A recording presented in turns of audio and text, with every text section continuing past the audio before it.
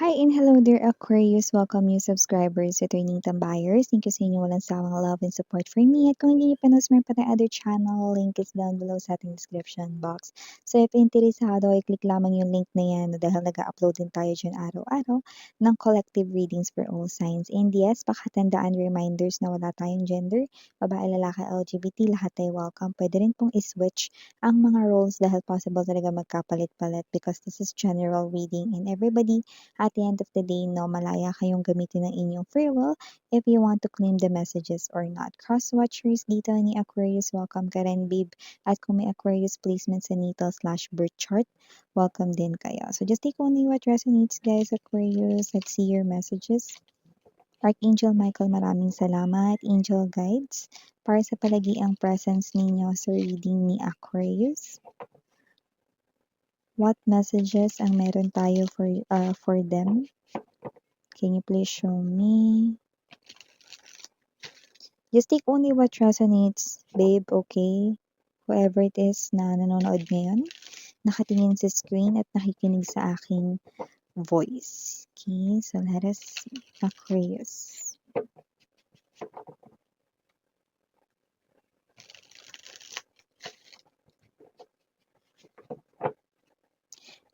Okay, got it.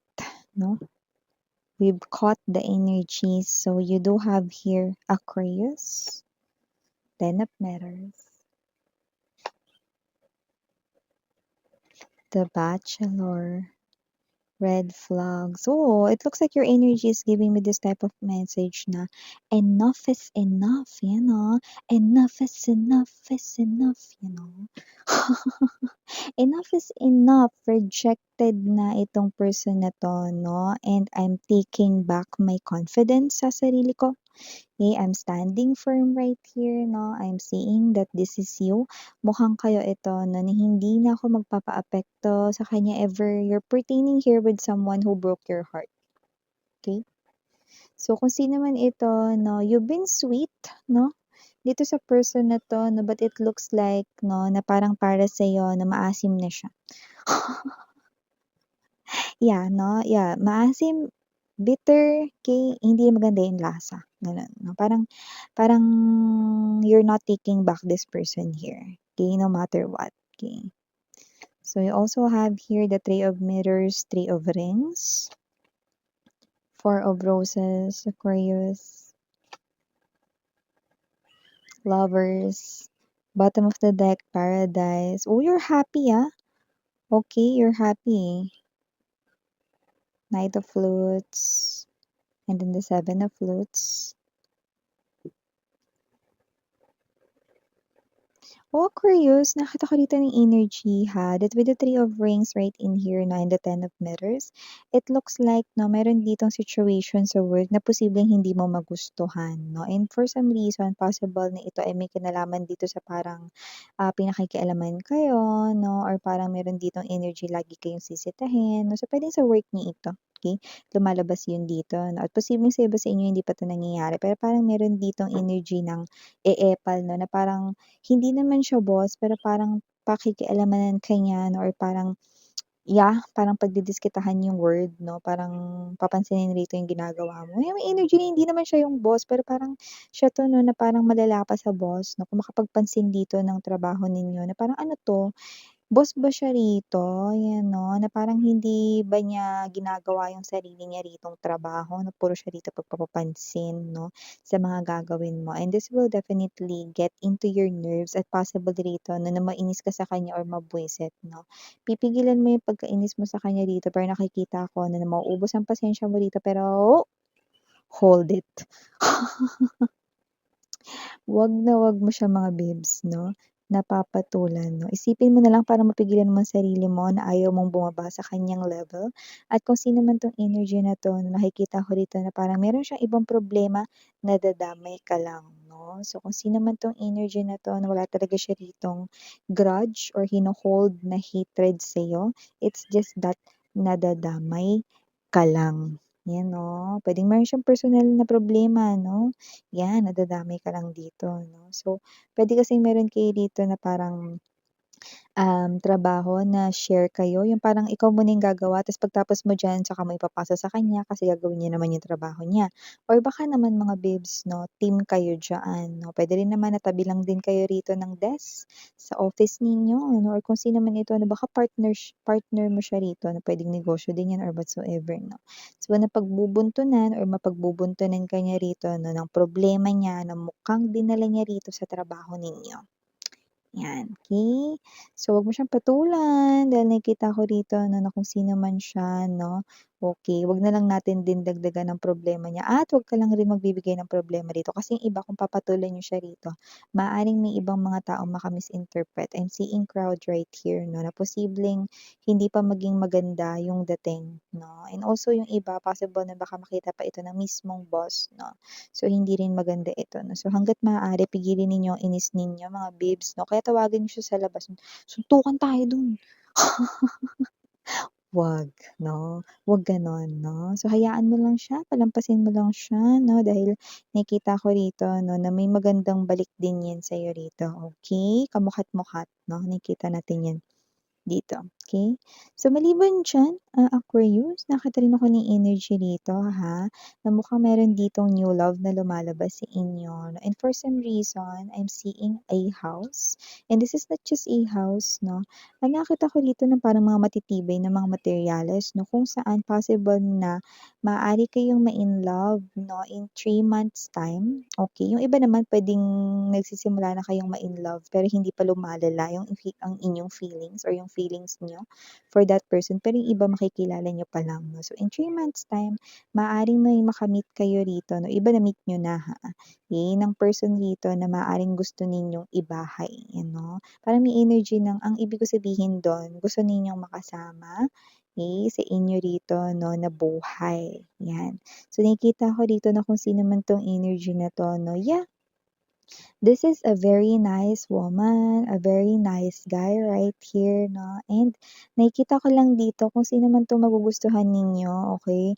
Meron yung iba ha, mafo-fall sa inyo, pero may mga ito din, may mga message rin dito, na posible na yang tao na yan is puwedeng taken na. Okey, pero hindi ibig sabihin nun na papatulan niya kayo or paaasahin niya kayo, walang gano'n. Sabi ko nga sa inyo mabuti siya ritong energy.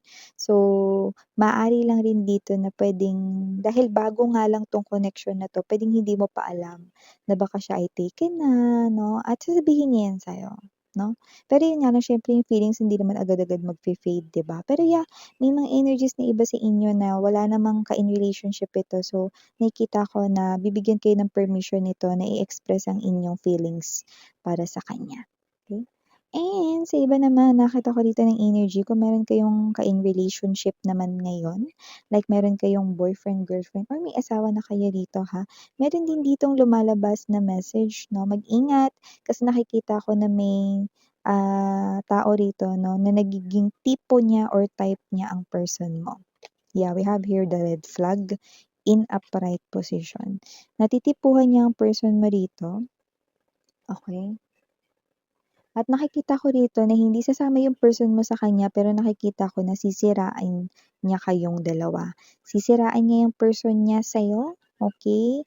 Kailangan niyong maging matibay rito ng person mo, kasi nakikita ko na itong tao na 'to 'no, is matibay din ang pagkagusto niya sa person mo. To the point 'no, nagagawa na siya rito ng mga bagay na hindi totoo para pagmukhaing rito 'no, mga babes na niloloko kayo ng person mo pero hindi, okey? So, wow, kutongan ko kaya 'to na one time lang. War freak yung reader. Ay hindi, I'm so charming kaya. Ayan, no to war tayo dito, no to war 'no. So, nakakaloka siya rito mga babes. Pero hilahin ko lang yung buhok niya ha, yung puting buhok lang. Char. So yun nga 'no, nakikita ko dito maliban diyan Aquarius, meron din ditong message na with the Knight of Flutes energy and the Paradise, you look so happy. Possible na makapunta ka rito sa mga places 'no, na magbibigay sa'yo rito ng feeling ng parang natatanggal yung stress mo, nawawala. Puwede rin naman na ito ay bakasyon din dito, pero yung iba hindi matagal na bakasyon. Parang nakukuha ko dito puwedeng road trip lang 'yan. puwedeng, overnight din or 3 araw lang na ganyan. Mga saglitan lang 'to, pero yung iba 'no, uwian din ito, okey?